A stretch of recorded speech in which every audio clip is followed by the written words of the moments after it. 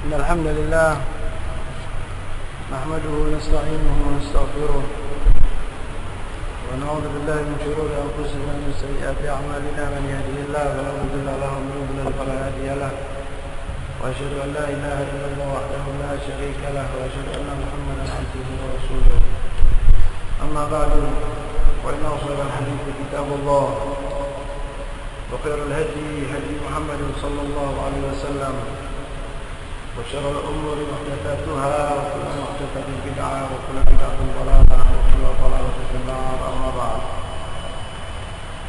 Ikhwani billah, pada kesempatan hari ini saya insyaallah akan menjelaskan tentang Al-Ghazwul Fikri, yang mana saya sering membahas tentang Al-Ghazwul Fikri itu lebih mungkin dari 5 kali. Yang terakhir yaitu saya telah menjelaskan tentang Al-Ghazwul Fikri di suatu daurah di Bima tahun yang lalu. Pada hari ini insyaallah saya meminta taufik dari Allah Subhanahu wa taala agar saya bisa menjelaskan dengan baik,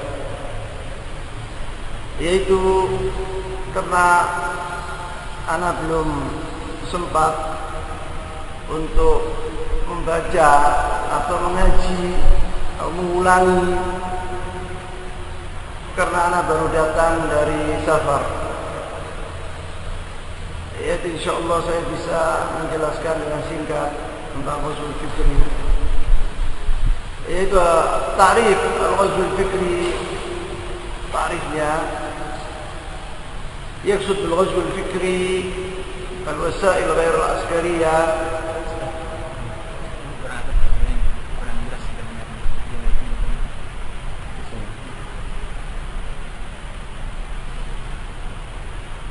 yaitu artinya Al-Ghazwul Fikri الوسائل غير العسكرية التي اتخذها الغزو الصليبي لإزالة مظاهر الحياة الإسلامية وصرف المسلمين عن التمسك بالإسلام بما يتعلق بالعقيدة ويتصل فيها من أفكار وتقاليد وأنماط سلوك. Artinya Al-Ghazwul Fikri, kita sering mendengar Al-Ghazwul Fikri. Apa artinya Al-Ghazwul Fikri itu? Yaitu serangan musuh yang non militer, bukan militer, yang mana orang-orang salib, orang-orang Nasrani, orang-orang kafir menggunakan hal ini untuk menghilangkan yaitu dampak-dampak kehidupan umat Islam dan memalingkan orang-orang Islam agar mereka tidak memegang teguh kepada agama mereka, yaitu tentang akidah dan juga pikiran-pikiran dan taklid, yakni taklid itu takulun antum min taklid, yakni taklid artinya ada istiadat, yaitu untuk dirubah oleh mereka, itu dibentuk oleh musuh-musuh Islam pikiran-pikiran kita, akidah kita sesuai dengan apa yang diinginkan oleh musuh-musuh Islam. Itu yang diharapkan oleh orang-orang kafir. Al-Ghazwul Fikri waktu di zaman Rasulullah sallallahu alaihi wasallam, di zaman sahabat Rasulullah sallallahu alaihi wasallam, Abu Bakar, Umar, itu Islam kokoh dan tidak ada yaitu pikiran-pikiran luar yang masuk di dalam agama Islam. Mereka tidak mengerti kecuali Al-Quran dan Sunnah. Jadi pikiran-pikiran mereka itu murni. Maka dari itu Rasulullah SAW pada suatu hari melihat Umar bin Khattab radhiyallahu taala anhu memegang yaitu Taurat Sahifah Kemudian dilihat oleh Rasulullah atau ditanya oleh Rasulullah SAW, kemudian marah Rasulullah SAW dan dilempar itu shahifah. Dan Rasulullah SAW mengatakan cukup bagi kita Al-Quran Al-Karim. Yaitu bagaimana harisnya Rasulullah SAW agar umatnya tidak termasuk pikiran-pikiran dari pikiran Islam.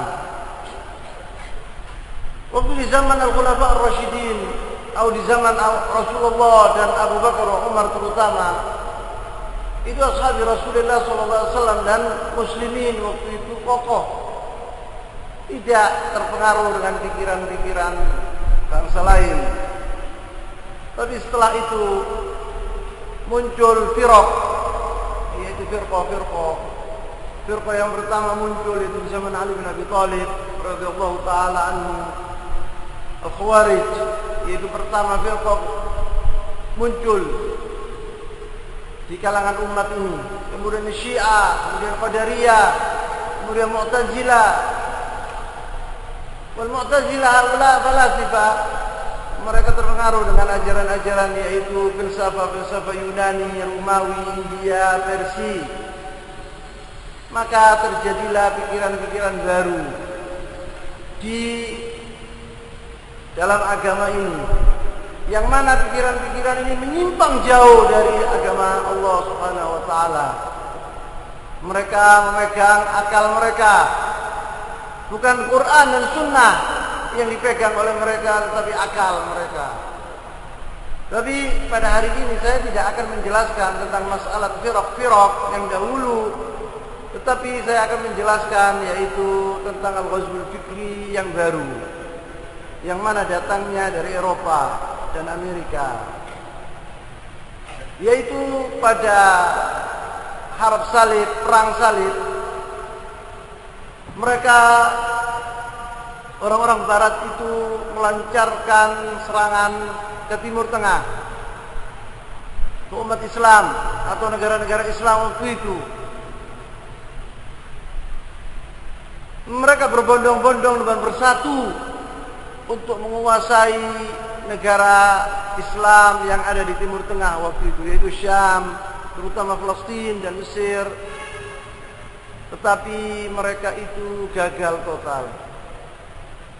Kekalahan dan kemenangan yang dicapai oleh mereka itu saling berganti. Ya, ini tidak ada hasilnya sama sekali. Kadang-kadang mereka menang, kadang-kadang mereka kalah. Dan mereka banyak menderita kekalahan. Terutama yang dipimpin dan peperangan salib yang dipimpin oleh Panglima Islam waktu itu, Al-Batal, pahlawan Islam, Salahuddin Al-Ayyubi. Maka pada suatu hari terjadi peperangan, yaitu yang dipimpin oleh Raja Prancis yang bernama Louis yang ke-9. Itu dia menuju ke Mesir untuk menguasai tanah Mesir. Waktu mereka sampai di Al-Mansurah, sebuah kota di Mesir, di tepi Sungai Nil, dan membawa yaitu tentara yang begitu dahsyat, orang-orang Mesir tidak bisa melawan tentara Louis yang ke-9 ini. Tetapi Allah Subhanahu wa taala telah mengirim hujan lebat waktu itu, yang mana sungai ini meluap dan terjadilah yaitu banjir besar. Maka tentara atau pasukan Louis itu terkepung dengan banjir.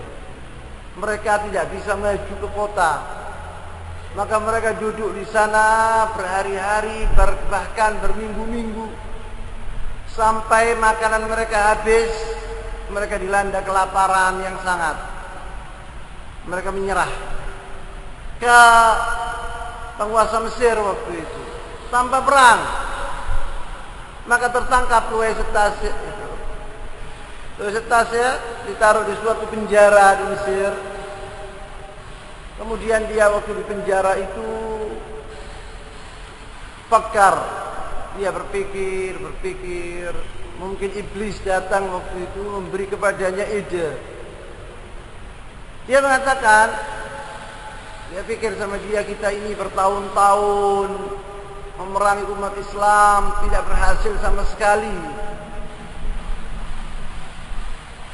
Maka cara ini gagal. Orang itu apabila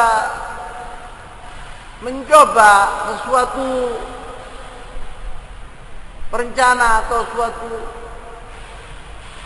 kemudian dia gagal, artinya perbuatannya itu tidak benar, anunya itu tidak benar. Idenya atau prakteknya itu tidak benar. Harus dirubah. Maka dia mengatakan kepada teman-temannya waktu dia sudah dibebaskan dari penjara, terjadi pertukaran tawanan waktu itu, maka dia dibebaskan. Maka Louis Setasse berkata kepada teman-temannya dan murid-muridnya di Eropa, dia berkata, "Idza aradtum an tuhzimul muslimina fala tuqatiluhum bisilah wahdahu." Apabila kalian menginginkan mengalahkan umat Islam, janganlah diperangi umat Islam itu dengan senjata tok. Faqad hazamtum amamahum fi ma'rakah as-silah. Kalian telah kalah di hadapan mereka waktu kalian menggunakan senjata. Walakin haribuhum fi aqidatihim. Peranglah akidah mereka, hancurkan pikiran-pikiran mereka. Keluarkan dari dada-dada mereka itu semangat Islam. Pemahaman mereka tentang akidah, tentang Islam. Biarkan mereka itu bodoh, tidak ngerti tentang agama Islam. Jadi nus-nus, separuh-separuh, semua agama baik. Fayamakman al-quwa fihim. Karena akidah ini terletak kekuatan umat Islam. Apabila akidah itu sudah keluar, al-ghirah Islamiyah keluar dari dada mereka, gampang kalian akan makan mereka itu. Jangan dengan senjata saja. Kalau dengan senjata kalian akan kalah. Saling bergantian, kadang-kadang kita menang, kadang-kadang kita akan kalah. Kita akan menderita kekalahan yang besar dan jiwa-jiwa akan mati banyak.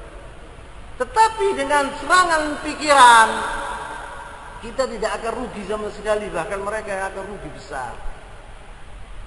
Ini dan anehnya bahwa Louis Setasse ini, Raja Prancis ini, Louis yang ke-9 ini mati di dalam keadaan perang salib di Tunisia, terbunuh dia. Tetapi pikirannya ini, al-fikr syaitani ini dipegang oleh anak buahnya. Maka mereka mengajak. Mereka itu mengajak teman-temannya atau dipilih orang-orang Eropa yang pintar-pintar, yang pandai-pandai agar mereka itu belajar bahasa Arab.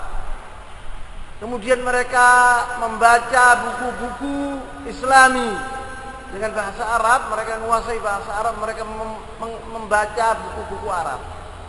Di situ mereka, apabila ada peluang untuk dimasuki racun oleh mereka, maka mereka tidak segan-segan. Maka timbul yaitu kelompok yang bernama Orientalis. Apa Orientalis itu artinya? Yaitu orang-orang yang mempelajari ilmu timur, yakni agama timur. Di antara yang paling penting yaitu Islam, untuk menghancurkan, merusak Islam itu. Umumnya Rasulullah SAW itu kawin 11 perempuan. Waktu mati yakni Rasulullah SAW waktu meninggal itu istrinya 9. Nah itu disebut oleh mereka Rasulullah SAW itu atau Muhammad itu senang sama kawin, sama perempuan, wahakala, untuk merusak akal-akal umat Islam. Gitu. Kemudian mereka tidak diam begitu saja. Mereka ngarang buku-buku yang banyak. Mereka mencaci maki Rasulullah SAW dan mencaci maki Islam. Wahakala, terpengaruhnya besar di Eropa ini waktu dibaca oleh umat Kristiani waktu itu. Kemudian saya akan memberi contoh, yaitu tentang Mesir. Kenapa kok Mesir? Karena Mesir waktu itu adalah negara yang paling maju di kalangan umat Islam. Mesir sama Turki. Turki mempunyai kekuatan militer, kalau Mesir mempunyai kekuatan ilmu, karena di sana ada Al-Azhar. Maka orang-orang Eropa itu mencari seorang pemimpin di Mesir, yang mana pemimpin ini condong ke barat. Mereka mendapatkan di diri seorang namanya Muhammad Ali Basha. Muhammad Ali Basha, penguasa Mesir waktu itu. Dia bukan seorang Arab, tetapi dia adalah orang dari Muhammad Ali ini dari Polandia. Muhammad Ali bukan dari Polandia, tetapi dari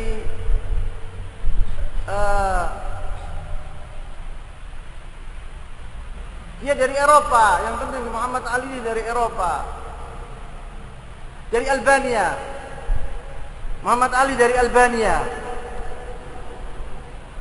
Dia memimpin Mesir, dia condong ke barat. Dia akan menjadikan Mesir ini sebuah negara, walaupun di Timur Tengah, tapi dia menginginkan Mesir ini menjadi negara barat.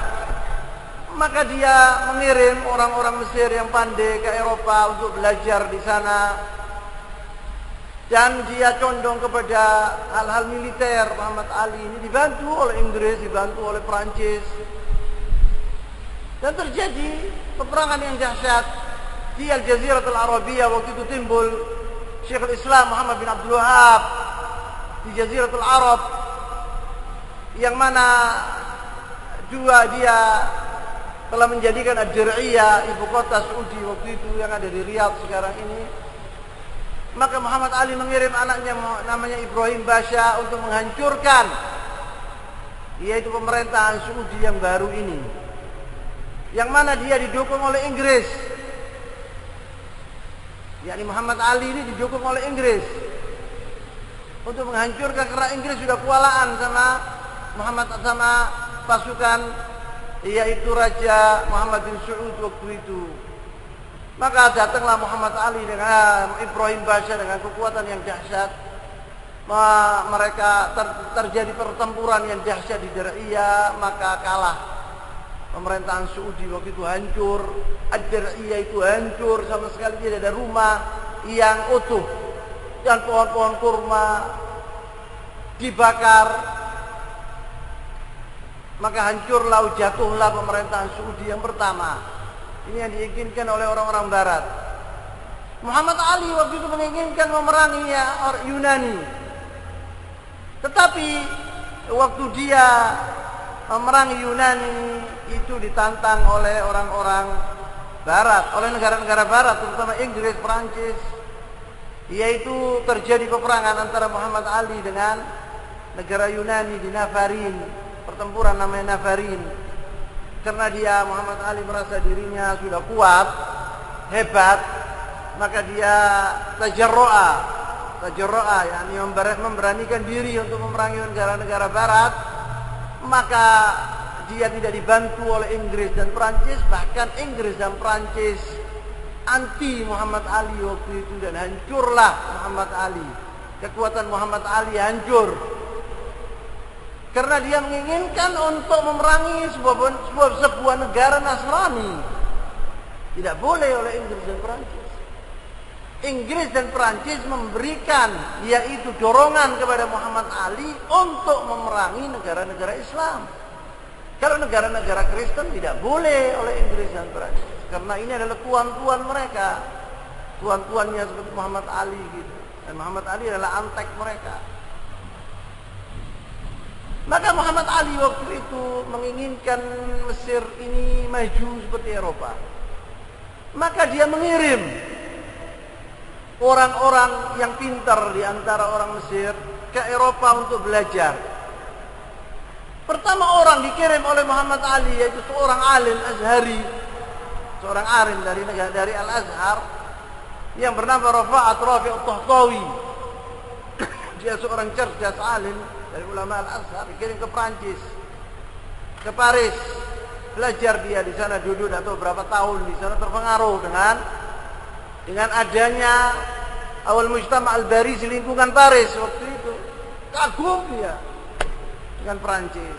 Luntur sudah, imamannya itu sudah luntur sudah tidak pakai imamah lagi, pakai bantalon, tidak pakai kopiah lagi, sudah tidak pakai kopiah, pakai dasi, pakai segala macam sudah. Terpengaruh dia di sana.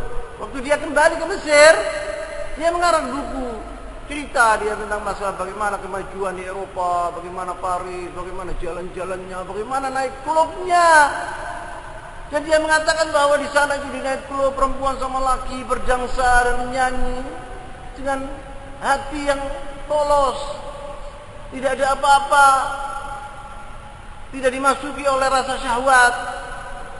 Wah, kalian ini propaganda seperti ini. Sudah luntur sudah. Ini yang diinginkan oleh orang Barat. Kemudian dia diterjem buku-buku Barat, cerita-cerita yang di Barat diterjemahkan ke bahasa Arab, maka tersebarlah cerita-cerita. Apalagi cerita roman seperti itu, yang juga dibaca oleh pemuda-pemuda, maka tersebarlah. Kemudian Mesir waktu itu dijajah oleh Inggris. Sebelum dijajah oleh Inggris, Mesir telah datang, yaitu Al-Hamla Napoleon Bonaparte. Takulun antum Napoleon Bonaparte datang dengan pasukan yang begitu dahsyat ke Mesir, karena Mesir itu tempat strategi, negara strategi. Napoleon Bonaparte itu adalah panglima Prancis. Dia, orang-orang Prancis itu benci sama Inggris. Inggris waktu itu menguasai India, menguasai negara-negara banyak. Maka Prancis ingin untuk merajai dunia ini dengan jalan, yaitu jalan menguasai Mesir. Karena setiap dari negara Eropa itu apabila pergi atau kapal-kapal Inggris itu apabila pergi ke India itu harus menuju ke Mesir dulu, lewat Mesir. Jadi Mesir harus dikuasai. Maka Napoleon Bonaparte datang dengan pasukan yang begitu dahsyat dan mereka menguasai Mesir. Mas Napoleon Bonaparte waktu dia datang ke Mesir itu dia membawa teknologi canggih. Ini dipraktekkan itu rencananya Louis ke-9 ini. Dia membawa yaitu percetakan. Tidak ada percetakan waktu itu di dunia. Percetakan berbahasa Arab, yakni bahasa Arab. Dulu orang-orang itu apabila menulis buku setebal ini memerlukan bulanan. Tulis dengan tangan. Maka waktu datang Napoleon Bonaparte dan membawa percetakan ini, maka begitu saja detikan sudah jadi. Maka kagum orang Mesir. Dan bahkan Napoleon Bonaparte membawa yaitu ilmuwan-ilmuwan besar dalam ilmu kimia, fisika, matematika, sejarah, segala macam dibawa oleh Napoleon Bonaparte ke Mesir. Maka kagum orang-orang Mesir melihat teknologi yang canggih yang dibawa oleh Napoleon Bonaparte. Napoleon waktu datang ke Mesir, dia pakai jubah, pakai thob, pakai imamah, dan dinamakan Muhammad Abdullah namanya.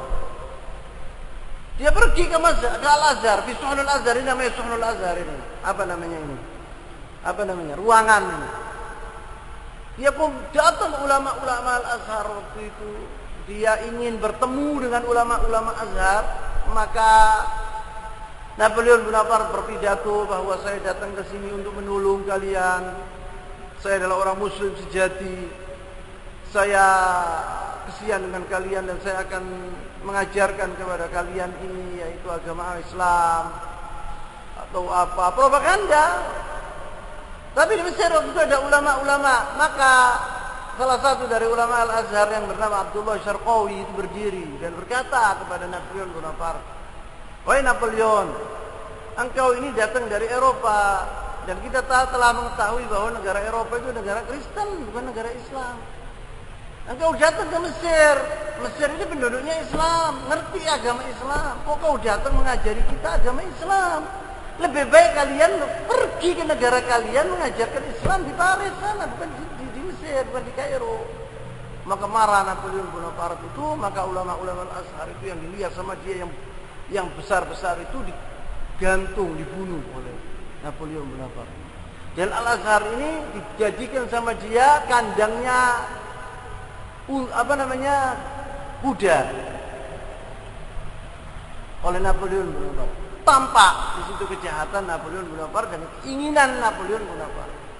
Napoleon Bonaparte juga membawa wanita-wanita pelacur dari Prancis yang cantik-cantik. Dibiarkan di jalan-jalan Mesir. Waktu itu orangnya tertutup, perempuan-perempuan itu pakai hijab. Waktu orang-orang Mesir yang duafa, perempuan-perempuan yang lemah hatinya melihat orang Eropa itu dengan bebas, laki sama perempuan campur. Mereka mengatakan, ya Allah, kita kalau kapan ya seperti mereka ini ya, perempuan sama laki sama. Ada di hati mereka itu walaupun sedikit masih ada, terpengaruh. Dan perempuan-perempuan ini merusak syabab, pemuda-pemuda Mesir waktu itu. Memang disengaja oleh mereka. Seperti sekarang ini lagu-lagu dan adegan film-film yang seperti itu merusak, yaitu pemuda-pemuda Islam atau apa, tapi tidak disadari oleh umat Islam. Dikira ini kemajuan besar. Kemudian ada seorang bernama Sulaiman Al-Halabi. Dia asalnya dari Syria. Dia belajar di Al-Azhar di kuliah syariah. Dia tidak senang dengan kejadian ini. Lihat ini mungkar harus diperangi. Maka dia pergi ke seorang gurunya, seorang alim Azhari. Dia mengatakan, saya menginginkan Napoleon Bonaparte waktu itu pergi ke Perancis, pulang ke Perancis diganti oleh wakilnya. Maka dia berkata kepada si alim itu, yaitu guru, bagaimana apabila saya membunuh yaitu penguasa Perancis yang ada di Kairo ini? Katanya gurunya itu adalah suatu perbuatan yang bagus.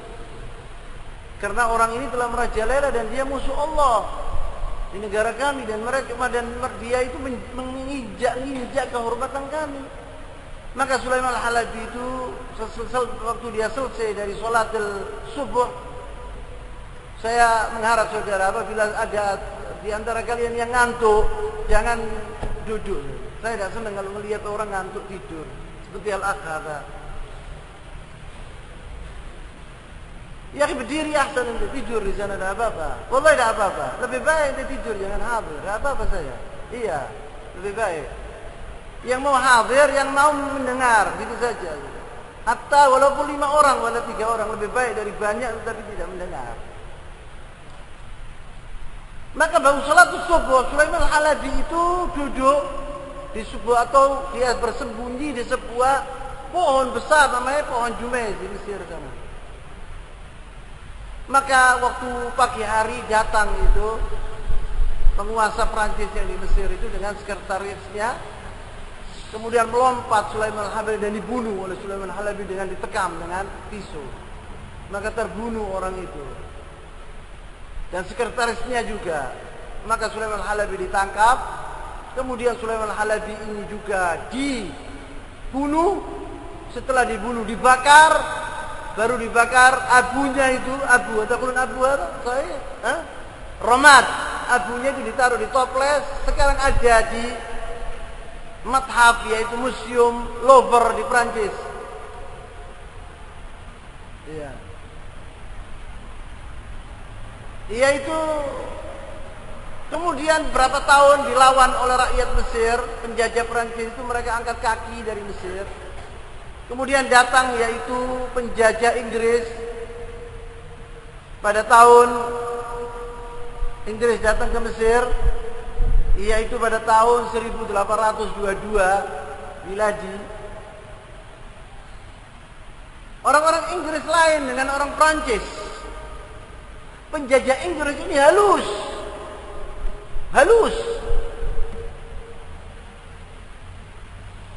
Maka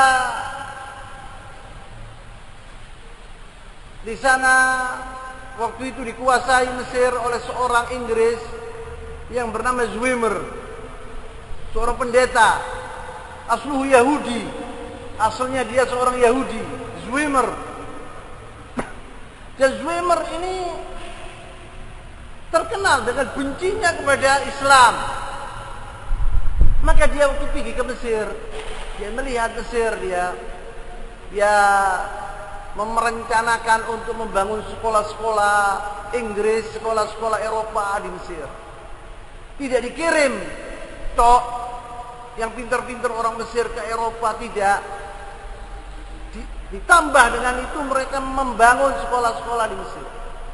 Maka dia memilih seorang, yaitu ahli dalam metode al-manhaj al-madrasi, yang bernama Dunlop. Dunlop ini dia keluaran Kuliatul Lahud, yakni dia sekolah di sekolah-sekolah Kristen untuk menjadi pendeta. Namanya Trinity College, dia keluaran itu dari Inggris. Dan dia dijadikan mustasyar untuk PDK di Mesir, penasehat artinya. Maka Dunlop itu mempelajari, datang ke Mesir, dipelajari sama dia.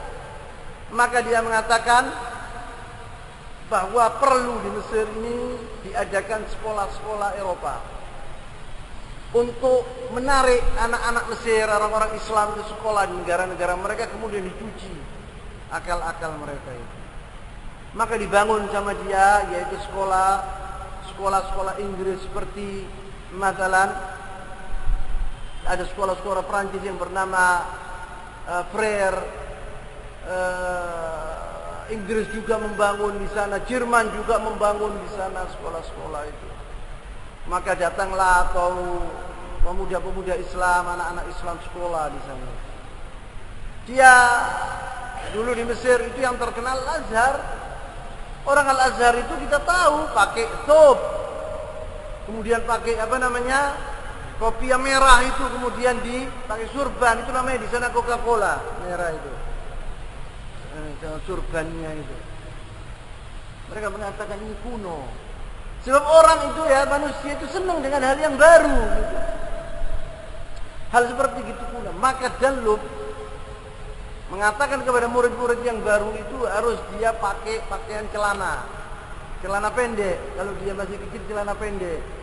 Dan baju yang rapi atau jas. Tidak pakai kopiah, pakai sepatu. Waktu mereka itu datang pertama kali masuk ke sekolah-sekolah, dia terapi sama orang-orang, secara kagum mereka. Karena orang-orang sudah terbiasa dengan sop, itu sudah bosan. Orang itu andai kata setiap hari dikasih daging, bosan dia, minta tempe dan tahu. Wahakala. Dikasih tempe dan tahu, minta ikan laut. Wahakala. Itu namanya manusia. Maka mereka melihat anak-anak pemuda-pemuda itu pakai celana, pakai baju jas, rapi. Wah, ini hebat. Kemudian diajarkan di sekolahan-sekolahan itu, yaitu pertama kali bahasa Inggris, bahasa Prancis. Itu pelajaran yang pertama. Matematika, fisika, kimia. Semuanya bahasa Prancis, semuanya bahasa Inggris. Bahasa Arab sedikit. Agama itu nanti sebut, kalau sudah Al-Hissatu Sadisa wal Khamisah, pelajaran kelima atau keenam sudah ngantuk, semua itu bahasa Arab sama agama. Dan dipilih sama dia guru-guru agama, guru-guru bahasa Arab yang tua-tua sudah. Orang ngelihat sudah bosan gitu sudah. Dipilih sama dia, itu pinternya Dunlop. Waktu mereka tuh pulang ke rumah-rumah mereka, mereka bahasa Inggris sama saudaranya, kagum itu orang tuanya. Pertama kali ada pertentangan. Ada yang mengatakan kalau ini tidak benar, ini gini. Lama-lama jatuh itu, kalah. Banyak orang yang sekolahkan anaknya di sekolah-sekolah ini. Mereka pintar bahasa Perancis, mereka pintar bahasa Inggris. Maka kemudian apabila mereka keluar dari sekolah ini, mereka mendapatkan pekerjaan yang hebat. Mereka mendapatkan waktu itu 6 Juni, 6 pound Mesir. 6 pound Mesir itu bisa kawin, bisa kontrak rumah besar, bisa makan, bisa segala macam, dan sisanya banyak, Mas. Kalau keluar Al-Azhar itu dapat 1,5 juta. Sebelum 20 hari sudah tidak punya apa-apa, sudah hutang. Jadi orang-orang banyak menyekolahkan anaknya di sekolahan-sekolahan seperti itu. Itu pintarnya Danlo. Timbul anak-anak ini dididik oleh dia. Timbul keluaran sekolah-sekolah ini. Lahum muslimin walahum nasara. Nus binus, semua agama baik. Ghirah Islamiyah sudah tidak ada. Allahumma muslim, namanya muslim. Muhammad, Said, Abdurrahman atau siapa. Tapi tidak punya ghirah Islamiyah. Kalau dilihat sama dia, orang ini pintar di sekolah, menonjol, dikirim ke barat oleh dia untuk melanjutkan sekolahannya dia. Yakni mendapatkan gelar doktor dari Perancis, dari Inggris. Kemudian datang ke negara-negara mereka mengajarkan anak-anak itu di universitas. Guru-guru mereka siapa? Ya orang-orang orientalis ini yang menghancurkan Islam itu. Di situ dia membawa racun-racun. Saya ceritakan, yaitu ada seorang Mesir, dia doktor namanya Muhammad Al-Bahi. Buku-bukunya banyak diterjemahkan bahasa Indonesia. Dia pernah menjadi Menteri Wakaf Mesir. Ada Muhammad Al-Bahi mengarang buku namanya Fi Rihab Al-Azhar. Bagaimana ceritanya dia waktu dia sekolah di Al-Azhar, kemudian dia keluaran Al-Azhar, kemudian dia dapat beasiswa ke Jerman. Dia Muhammad Al-Bahi ini seorang cerdas, pintar. Dia waktu pergi Jerman tidak mengerti bahasa Jerman. Dia belajar bahasa Jerman 1 tahun, pintar bahasa Jerman. Kemudian dia sekolah atau belajar bahasa Inggris, dia menguasai bahasa Inggris dengan baik sekali. Tetapi Muhammad Al-Bahi waktu pergi ke Jerman, pergi ke Inggris, dia punya latar agama yang baik. Maka dia lihat anak-anak sekolah, orang-orang Islam yang sekolah di barat itu tidak benar. Mereka hancur di sana. Mereka kagum dengan barat. Mereka mengikut takolid orbia, meniru orang-orang barat. Segala macam nyata pakaiannya.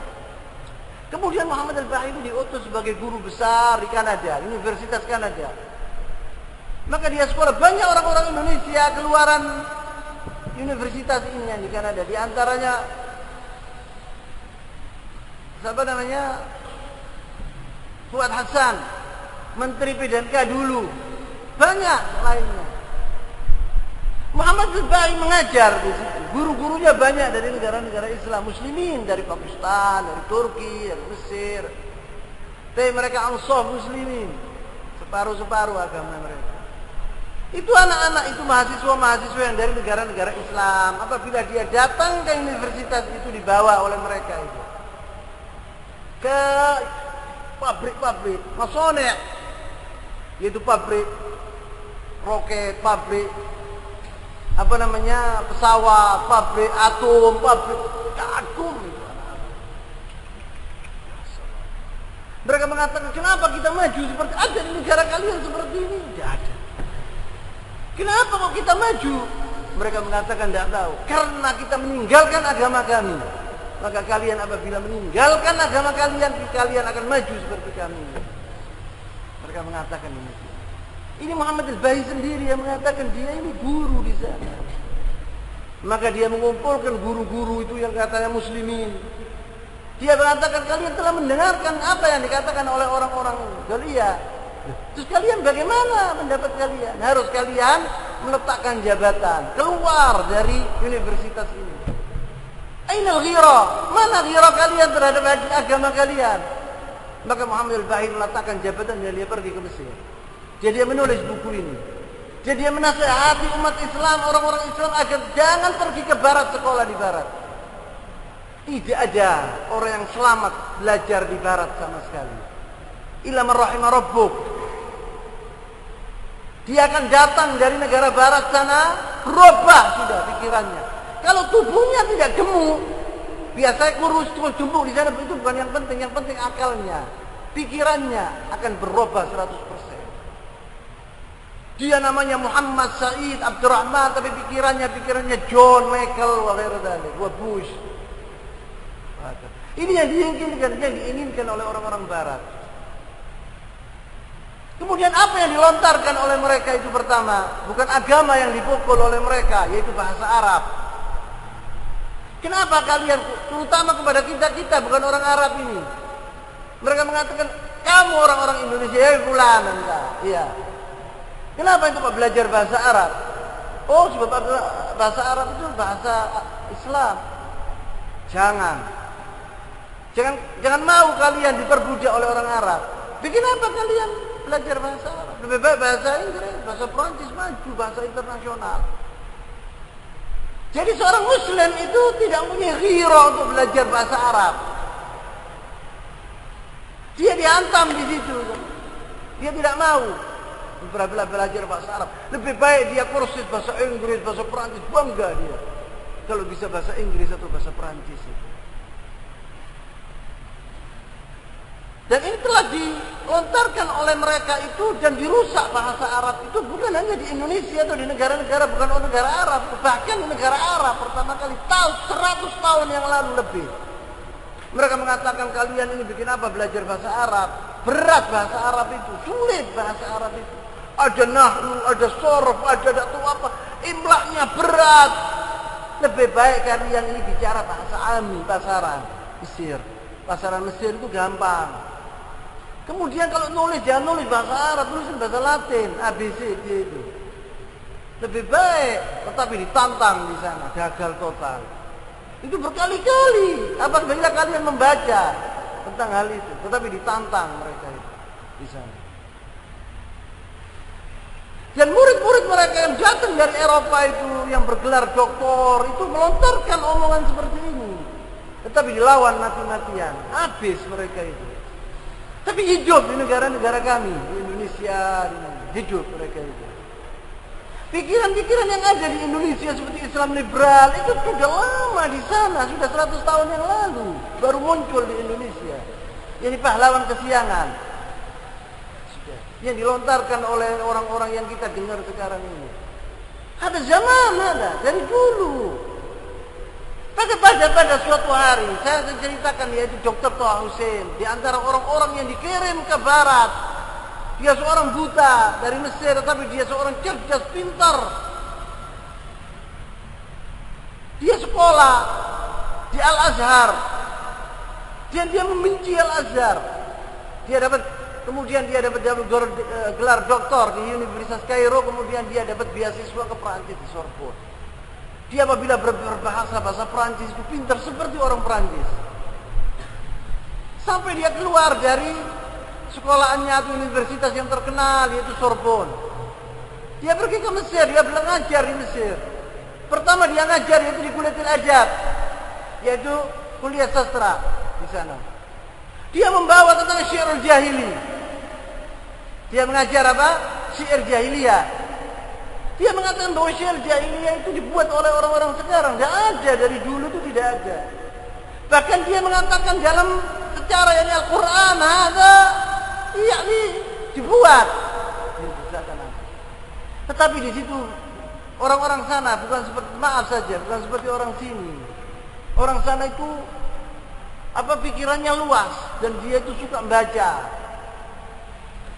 Ada seorang mahasiswa waktu itu di kelas duduk di bangku kelas 1 Universitas Kairo waktu itu, yaitu sastra. Gurunya Toha Hussein. Murid ini bernama Al-Allamah yang kita kenal, yaitu Mahmud Syakir. Al-Allamah al-Muhaqqiq Mahmud Syakir itu dia kecil, waktu umurnya 17 tahun, 16 tahun dia duduk. Tetapi orang ini waktu dari kecilnya dia telah membaca banyak bahasa Inggris. Dia menguasai bahasa Inggris dengan baik karena di Mesir dahulu keluaran SMA itu sudah pintar, dahsyat bahasa Inggrisnya. Maka dia membaca yaitu buku-buku orientalis itu dengan bahasa aslinya. Mahmud Syakir ini dilahirkan, ayahnya seorang alim, Muhammad Syakir, saudaranya seorang alim, Al-Muhaddits Al-Kabir Ahmad Syakir. Dia tumbuh di keluarga yang Islami Salafi. Waktu dia mendengar Tha'a Hussein itu mengajar dan omongannya tidak benar, maka dia sabar. Diam, karena gurunya. Dahulu orang itu menghormati gurunya. Diam, lama-lama tidak sabar. Dia bicara dengan teman-temannya, kalau ini omongan tidak benar. Maka teman-temannya bilang, inti ini dari mana omongan itu? Maka terjadi dialog dia sama teman-temannya. Pada suatu hari dia menantang gurunya yang bernama Tha'a Hussein. Dia bilang, wahai guru, omongan-omongan ini saya telah membaca waktu saya di SMA. Ini bukan dari kamu, tetapi dari seorang orientalis Inggris yang terkenal yang bernama Marjalius. Kaget itu Tha'a Hussein. Kaget dia. Kok tahu anak kecil ini? Maka dipanggil ke kantornya. Di situ terjadi dialog antara guru dan murid ini. Maka dilihat sama dia bahwa dia tidak cocok. Maka dia Assalamualaikum. Dia keluar dari universitas itu, tidak sekolah. Dia duduk di rumahnya belajar dengan saudaranya dan ayahnya dan saudara-saudaranya ulama kulluhum. Di situ Mahmud Syakir telah mengarang buku namanya Al-Mutanabbi. Seorang syair Arab namanya Al-Mutanabbi. Itu ditunjukkan sama dia bagaimana ceritanya dia dengan Tha'a Hussein ini. Kemudian dia mengarang buku bernama yaitu Abatilun wa Asmar. Disebut sama dia tentang masalah al-hujmul fikri. Dia bilang, saya paling benci orang di dunia orang-orang barat Kristen, yang mana mereka itu merusak pikiran-pikiran kita. Terus disebut sama dia bagaimana pengalamannya dia waktu dia masih kecil. Bagaimana antek-antek mereka itu karena barat itu. Sekarang Holanda masalah, Belanda itu keluar di Indonesia. Bukan begitu saja, betul mereka keluar, tapi di sini ada Belanda hitam. Gitu. Dibikin oleh orang-orang, oleh penjajah itu. Maka yang dirusak pertama kali itu bahasa Arab oleh mereka. Al-Imam Ahmad bin Hanbal yaqul, dengan artinya, kalau ada seorang ajami, bukan orang Arab, orang Muslim, orang Indonesia, Pakistan, dia cinta bahasa Arab, punya ghirah untuk belajar bahasa Arab, dia melihat bahwa bahasa Arab lebih baik dari bahasanya sendiri, ketahuilah bahwa orang ini adalah orang yang baik, yang mukmin, bahwa agamanya kental, katanya Imam Ahmad.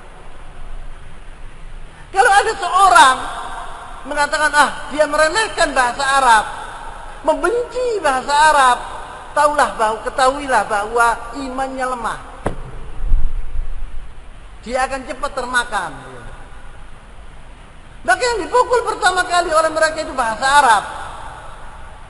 Orang-orang barat itu tidak senang apabila melihat seorang Indonesia ta'allam bil lughatil arabiyyah. Tidak senang mereka itu. Benci mereka itu.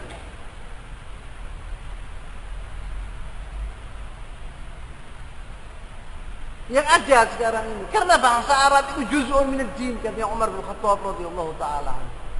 Ta'allamul lughatal arabiyyah fa innaha juz'un min dinikum, kata Umar bin Khattab radhiyallahu taala anhu. Belajarilah bahasa Arab karena bahasa Arab itu sebagian dari agama kalian. Bahkan Imam Syafi'i yaqul bahwa belajar bahasa Arab itu wajib buat seorang muslim.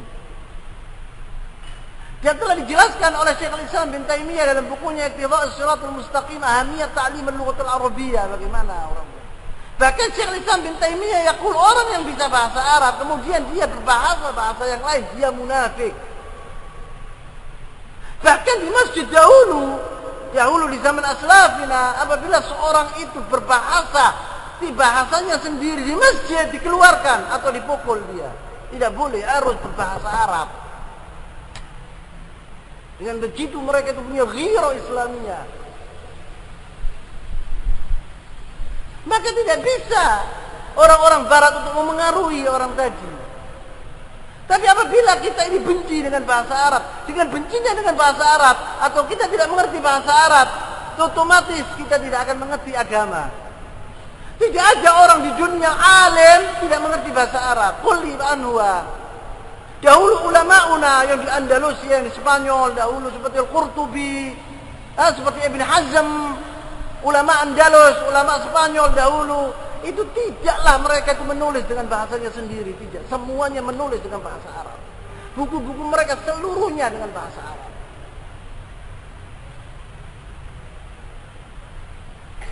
Karena mereka mengerti dengan bahasa Arab ini, saya memegang teguh agama saya. Pernah saya ketemu dengan Dr. Ihsan Ilahi Dhahir. Kalian mungkin tahu, yang mengarang buku Syiah banyak itu tentang Syiah. As-Sunnah wa Syiah, As-Sunnah wa Ahlul Bait, orang Pakistan dia. Pernah datang ke sini. Dia mengatakan bahwa saya ini bukan orang Arab, saya orang Pakistan. Tetapi alhamdulillah saya menulis buku saya 15 buku seluruhnya bahasa Arab. Wa ana al-ajami, dan saya ini orang Ajam, bukan orang Arab. Ta'allamtul Arabiyyah, bukan di negara Arab, kan yang dia. Saya ta'allamtul Arabiyyah kan di sekolah bahasa Arab di Pakistan. Hanya 2 tahun kok saya di Jamiatul Islamiyah. Lakin Indo Ghiro Islamiyah, Indo Ghiro Arabiyyah. Tidak mau pidato kalau dia kecuali bahasa Arab. Dia menguasai bahasa Inggris, Persia, Urdu. Tetapi tidak menulis dengan bahasa-bahasa ini abadan. Menulis hanya bahasa Arab. Buku-bukunya dia. Itu menunjukkan seorang Muslim, apabila seorang Muslim itu punya ghiro Islamiyah, bukan hanya pakaian saja, tapi bahasa Arab yang diunggulkan. Gitu. Kenapa di Indonesia ini tidak ada ulama? Karena tidak menguasai bahasa Arab. Itu telah dijelaskan oleh ulama-ulama. Kenapa orang Afrika seperti Syangkit, negara Syangkit di Mauritania, seperti orang-orang India, Pakistan muncul di sana ulama-ulama? Karena mereka menguasai bahasa Arab. Dari kecilnya dididik oleh ayahnya berbahasa Arab yang betul, bukan bahasa Arab sekedar abuk ana abuk ente. Seorang dai sekarang ini, seorang dai sudah nulis bahasa Arab tidak bisa. Banyak.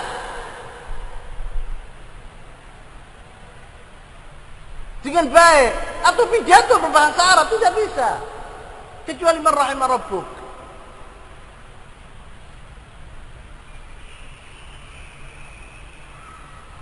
Ada seorang dahulu dai di sini, tapi sekarang sudah alhamdulillah, masya Allah, tabarakallah sudah.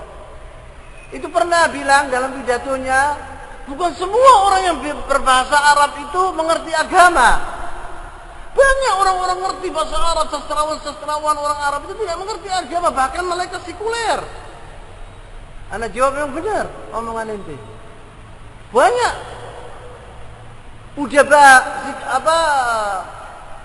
sastrawan dari negara Arab itu mereka sekuler. Tetapi bahasa Arab itu senjata buat agama kita. Sekarang saya melihat seorang datang, dia bicara bahasa Arab kepada saya. Saya mengatakan, oh orang ini bisa bahasa Arab. Mungkin dia ngerti agama. Alaysa kadzalik. Tetapi kalau ada orang datang tidak bisa bahasa Arab, pasti dia tidak mengerti agama. Alaysa kadzalik. Pasti. Ada orang datang sekarang, dari manapun orangnya. Saya ajak dia bahasa Arab, dia tidak mengerti, saya tidak. Seperti saya waktu pergi kemarin dulu pergi Yordania 1 minggu yang lalu, ketemu sama orang-orang jamaah tabligh. Di mana namanya, di Jakarta, di Soekarno-Hatta, di airport sana. Banyak di antara mereka itu datang, jauh dari India. Kalam tuh bil Arabia tidak ngerti. Loh, kalian datang ke Indonesia untuk apa? Dia bilang silaturahmi. Pasti orang tidak ngerti agama, pasti sudah. Mi'ah bil mi'ah. Tapi kalian sekarang datang dari orang Arab, dari negara Arab, dia dari Saudi atau dari Kuwait, dia bisa bahasa Arab. Dia bilang apa? Oh, mungkin orang ini bisa bahasa Arab. Bisa ngerti agama. Mungkin, karena bisa bahasa Arab. Mungkin bisa, mungkin ngerti bahasa agama, mungkin tidak. Masih ada kemungkinan. Tapi kalau itu sudah pasti tidak. Pasti. Maka di situ pentingnya bahasa Arab, ya jemaah. Seorang Muslim harus dia berbahasa Arab. Belajar bahasa Arab. Jangan diremehkan bahasa Arab itu. Karena bahasa Arab itu miftah, kunci untuk menuju ke agama. untuk mengaji, untuk mengajar, untuk membaca buku-buku Arab, buku-buku Islam. Tidak ada dulu sahabat Rasulullah SAW berbahasa Indonesia, tidak ada. Berbahasa Inggris tidak ada. Bahasa Perancis tidak ada. Kulluhum kanu yatakallamuna bil lughat al-arabiyyah. Zaimuhum Rasulullah SAW afsahal Arab. Tokoh mereka, nabi mereka Rasulullah SAW dahulu adalah orang yang paling pandai berbahasa Arab. Maka orang-orang Barat senang apabila seorang Muslim tidak mengerti bahasa Arab. Dia mengatakan pasti orang ini tidak mengerti agama. Maka timbul di situ itu apa? Orang-orang Islam yang jiwanya itu Barat, tetapi dia memegang nama-nama Islami. Itu yang merusak Islam, ya jemaah. Timbul di situ pikiran-pikiran seperti yang kita lihat sekarang ini di Indonesia, yaitu Islam liberal. Bukan semua agama itu termasuk Islam. Kristen, Yahudi, bahkan Buddha itu Islam. Hum yaquluna hadza kufur billah subhanahu wa ta'ala. Itu yang diinginkan oleh orang-orang Barat. Dan orang-orang Barat apabila ada orang Islam itu memegang teguh dengan agamanya, mengerti agama yang sebenarnya, yaitu al-aqidah al-islamiyah sahihah, manhaj Islami sahih, seperti yang dibawa oleh Rasulullah SAW dan sahabat-sahabatnya, mereka tidak senang. Mereka resah. Seperti yang terjadi kepada Syekhul Islam Muhammad bin Abdul Wahab di Saudi Arabia. Waktu dilihat sama orang-orang Inggris, orang-orang Barat, bahwa pemerintahan Muhammad bin Saud yang begitu besar dan kuat waktu itu, yang menguasai Jaziratul Arab dan mengancam Irak dan mengancam Bahrain dan mengancam negara-negara lain yang sekitarnya, maka Inggris dengan kontan meminta tolong kepada Muhammad Ali untuk menghancurkan pemerintahan Saudi yang baru, yang kuat ini. Itu yang ditakuti oleh orang-orang mereka itu.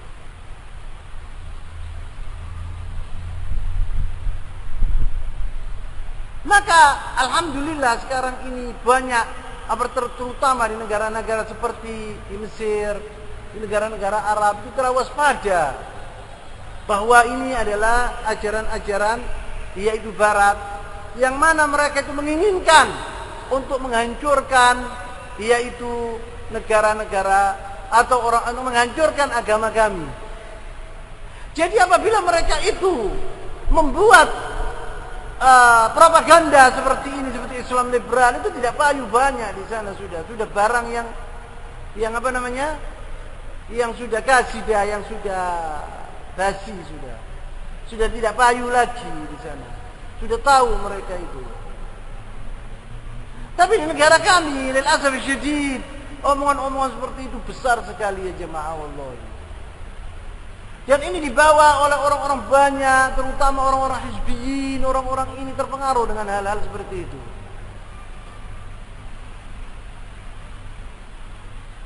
Maka saya mengatakan bahwa Inggris waktu datang ke Mesir itu dan membangun dia sekolah-sekolah di sana, dan mereka berhasil mengeluarkan murid-murid yang condong ke barat.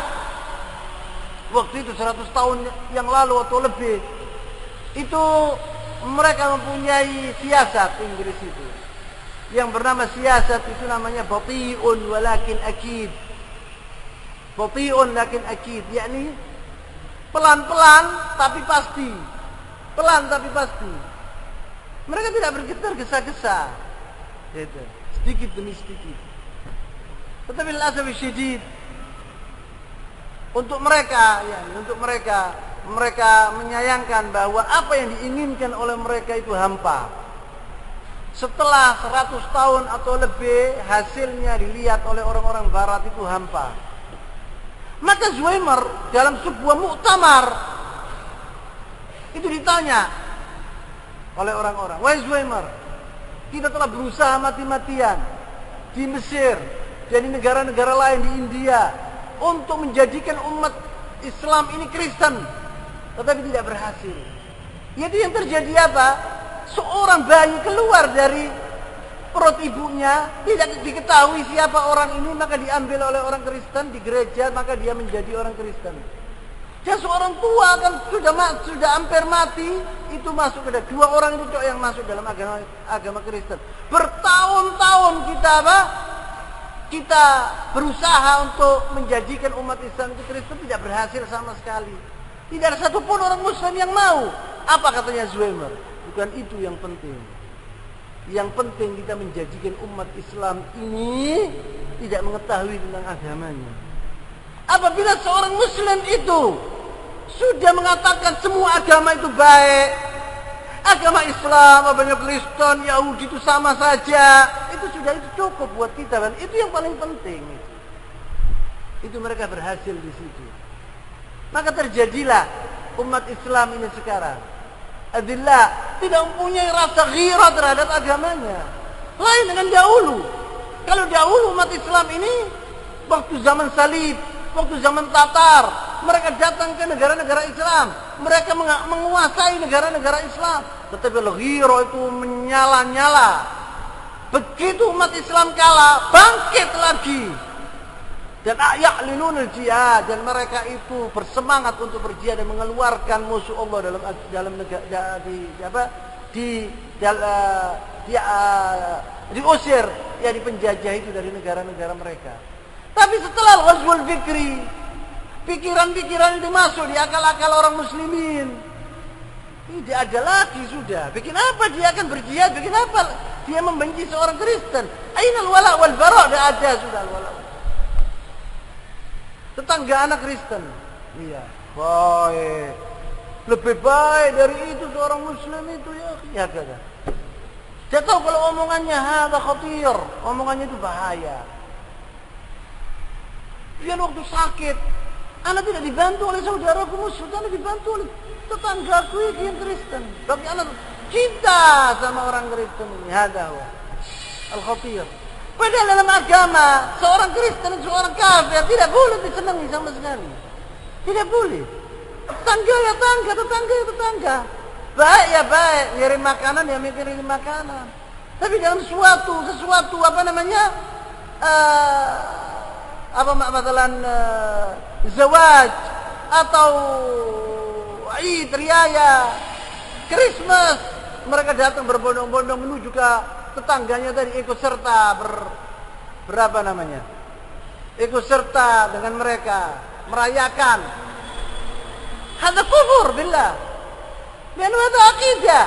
Sekarang lihat deh, umur alladhi hadatha fi Ambon, alladhi hadatha fi Bosnia dan Hersek, begitu. Orang-orang Islam di situ tidak punya ghirah Islamiyah. Orang Ambon dulu kalau ada orang datang ke sini bilang sama dia, ya akhi, bangsa bila bangsa. Ya akhi, ada Kristen.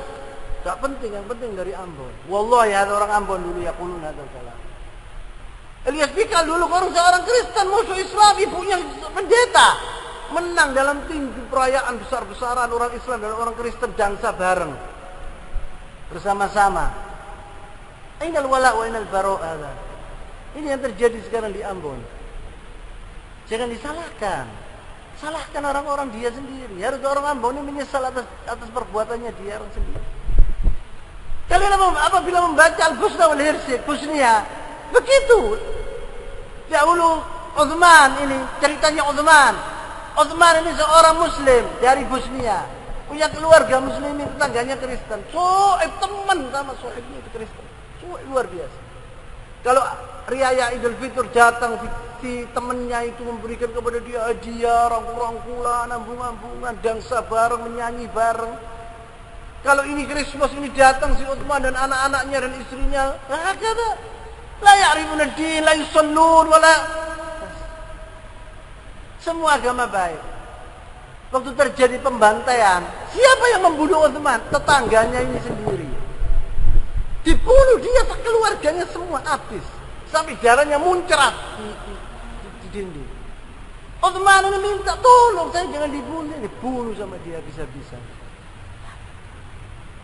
Al-adu adu dinak. Musuh itu musuh agamamu. isu agama. Umat Islam sekarang ini du'afa. Maka dari itu orang sekarang seorang muslim, kalau dia mempunyai rasa seperti ini, kenapa dia berjihad? Kenapa dia kok menginginkan negaranya jaya, umat Islam jaya? Dari mana bisa kejayaan itu? Dan umat Islam tidak akan jaya. Dan umat Islam tidak akan, seorang muslim tidak akan mengerti agamanya kecuali dia mengajar agama yang sebenarnya. Kembali kepada kitab Allah dan sunnah Rasulullah SAW bimafhum salafus soleh. Kembali seperti zaman Rasulullah SAW, bagaimana Rasulullah SAW mendidik sahabat-sahabatnya. Bukan dengan yaitu mudhaharat, bukan dengan demonstrasi, bukan dengan mogok, bukan dengan partai-partai, tetapi dengan persatuan Islam, memahami agama ini dengan baik,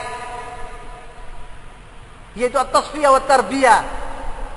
Bagaimana pikiran-pikiran sekarang di umat Islam yang begitu sudah rusak, sudah tidak ada dari ajaran Rasulullah SAW. Al-bid'ah wal khurafat wa syirkiyah di mana-mana. Yang mana Rasulullah SAW menantang dan diutus oleh Allah SWT untuk memerangi hal-hal ini. Sekarang merajalela di umat Islam. Al-ma'asi di mana-mana. Bagaimana Allah SWT akan menolong umat Islam? In tansurullaha yansurkum. Allah SWT yaqul. Kita tidak bisa menang ya jamaah dengan dengan hal-hal yang seperti ini. Kita akan menang dengan ajaran Islam yang sebenarnya yang diajarkan kepada kita oleh Rasulullah SAW. Maka dari itu perlu tasfiyah. Apa arti tasfiyah? Disaring. Saring itu dalam segala macam, dalam akidah. Akidah umat Islam sekarang ini sudah rusak, bukan seperti akidah Rasulullah SAW. Itu jelas sudah. Yang kedua, dalam ilmu tafsir banyak di dalamnya hadis-hadis dhaif, Israiliyat. Ya kita baca buku-buku tafsir. Dan juga dengan pikiran-pikiran berroi. Yang ketiga, dalam ilmu hadis banyak orang-orang membawa hadis-hadis dhaif, hadis maudhu'. Dalam bahasa Arab juga harus tasfiyah. Kemudian kita mendidik anak-anak kita dengan ajaran-ajaran yang sebenarnya dan akidah yang murni, seperti yang diajarkan oleh Rasulullah SAW kepada sahabat-sahabatnya. Baru umat Islam akan bangkit, baru umat Islam akan sadar, baru umat Islam akan jaya. Yaitu yang disebut oleh Rasulullah SAW at-ta'ifah al-mansura. Bukan bil kasrah, bukan banyaknya umat Islam. Sekarang umat Islam berapa? 1 miliar lebih. Ghudha as-sail. Tidak ada artinya, dibikin mainan oleh orang-orang barat. Karena apa? Karena pikiran-pikiran umat Islam sekarang ini, pemuda-pemudanya dan orang-orangnya itu, walaupun mereka itu muslimin, tetapi pikirannya pikiran barat. Undur al-an anta fi syawari', lihat ente pergi bis-bis, ada anak muda-muda anting-anting, pakaian seperti orang barat, meniru hal-hal yang di barat, yang jelek-jelek di barat. Adat istiadat orang barat yang jelek itu ditiru oleh mereka. Penyanyi-nyanyi hakada, itu dianggap oleh mereka modern dan maju.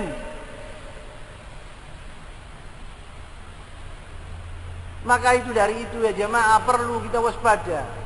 Kita sadar tentang agama kita dan mempelajari agama kita yang sebenarnya dalam buku-buku yang dalam karya-karya ulama-ulama kita yang handal. Yaitu sumbernya kitab Allah dan sunnah Rasulullah SAW bimafhum, yaitu as-salafus saleh.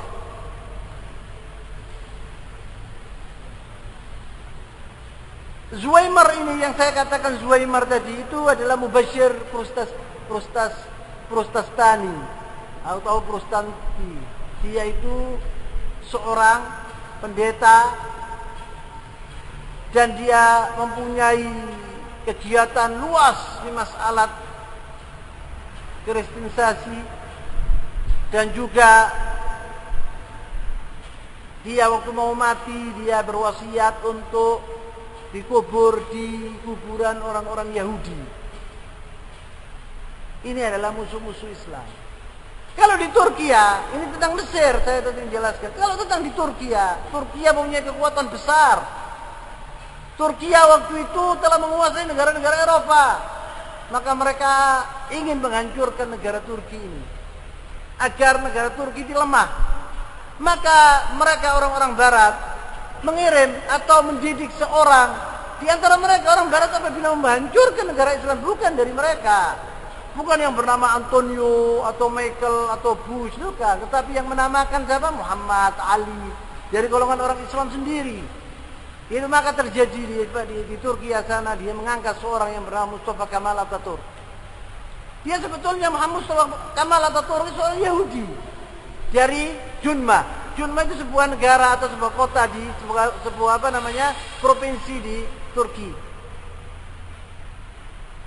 Dia berusaha untuk menggulingkan kerajaan Turki waktu itu, yaitu Sultan Abdul Hamid. Dia dibantu oleh orang-orang barat, maka berhasil. Dia menggulingkan negara Turki, dan Turki asbah negara yang lemah waktu itu, rajul Eropa al-marid, seperti macan ompong, sudah tidak punya gigi lagi. Walaupun demikian masih ditakuti oleh orang-orang barat. Tetapi waktu digulingkan berhasil, Mustafa Kemal Atatürk menjadikan Turki itu sebagian dari Eropa, maka Turki menjadi negara yaitu tabi' li Eropa. Ta'rifun tabi' li Eropa, yakni mengikuti Eropa. Sekarang negara kecil di Eropa tidak ada artinya. Yang nomor 1 di dunia Turki itu, negara terkuat di dunia dulu Turki. Waktu dia memegang Islam, sekarang hancur Turki. Maka Mustafa Kemal Atatürk membunuh ulama-ulama yang menantangnya. Dan kemudian bahasa Turki itu berbahasa pego. Tulisannya itu bahasa Arab. Hurufnya bahasa Arab, diganti Latin sama dia.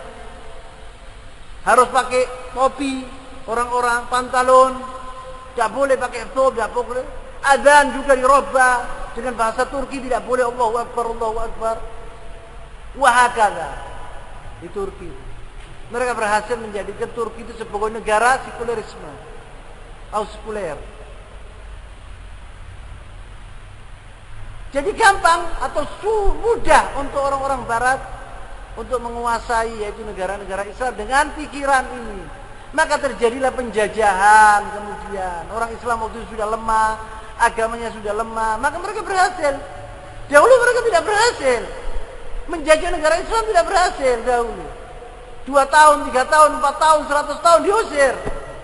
Tetapi setelah mereka itu melihat umat Islam, al-ghazwul fikri ini masuk di pikiran-pikiran mereka, maka dengan mudah Barat itu menguasai umat Islam. Sekarang ini umat Islam walaupun tidak dijajah oleh orang-orang Barat, tapi sebetulnya dijajah oleh orang Barat. Dalam segi ekonomi, dalam segala macamnya mereka dikuasai oleh orang-orang Barat. Agama. Dan di setiap negara mesti ada antek-anteknya yang melontarkan hal-hal seperti itu, yang menantang agar diterapkan agama Allah di atas bumi ini. Kemudian pikiran-pikiran banyak yang non-Islami. Ada yang mengatakan haji itu cukup, bukan mesti di hari haji. Manasikul haji itu boleh diadakan di Rajab seperti yang kita dengar di Indonesia pertama kali di dunia. Oleh sekali, orang yang mengatakan bahwa haji itu tidak harus di musim haji. Jadi seperti sekarang ini di haji bisa aja sendirian, berangkat di Arafat sana, ijenan di Arafat sana itu. Terus berangkat, terus ya manasikul haji itu dilakukan sendiri, itu haji sudah. Tidak perlu berbondong-bondong dengan orang kok haji itu. Itu pikiran-pikiran kama hadza, itu adalah pikiran-pikiran orientalis. Pikiran-pikiran barat yang menginginkan menghancurkan pikiran umat Islam. Apabila kita waspada jamaah dan kita mengetahui tentang agama kita yang sebenarnya, kita akan tantang mereka itu dan tidak akan berhasil mereka itu. Apabila kita ini kosong melompong dari agama dan mendengarkan omongan sana, omongan sini, maka itu akan tertarik dan kita akan terima dengan begitu saja omongan seperti itu. Maka yaitu waktu Danlop datang ke Mesir, dia mengatakan dalam sebuah omongan, dia bilang madama hadzal Quran fi aidil Masriyin. Kalau masih orang Mesir megang Al-Quran ini kalian tidak akan bisa menguasai rakyat Mesir sama sekali. Maka apa artinya maksudnya? Apabila orang-orang Mesir itu ngerti agamanya, kalian tidak akan bisa menguasai mereka. Apabila mereka itu sudah condong ke pikiran barat, senang sama kita, hati-hati mereka itu dengan gampang, dengan mudah kita akan menguasai mereka. Itu yang dianus oleh mereka itu.